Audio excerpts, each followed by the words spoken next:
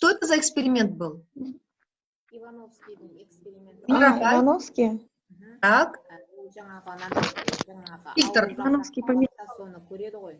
Так. Неге ауырғанын білгісі келіп, осыны шығарады. Фильтрдан өткізеді. Фильтрдан өткізген кезінде су таза болу керек, өйткені қоқыстың бәрі бетінде қалады. Рахмет. Бактериялар бетіне қалады деп ойлайды. Бактериялар Рахмет. таза жап ауырмаған өсімдіктерге құйған кезде олар да ауыра бастайды. Бірақ судың ішінде вирус қалып қойған. Потому что он меньше. Правильно, бұл фильтр ғой.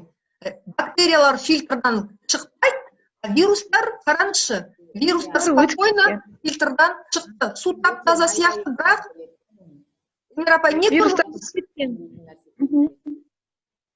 су тап-таза сияқты болғанымен, Одан да басқа нәрсе екенін шығарады ғой. рахмет көп. Жақсы сурет көрсетілген негізі.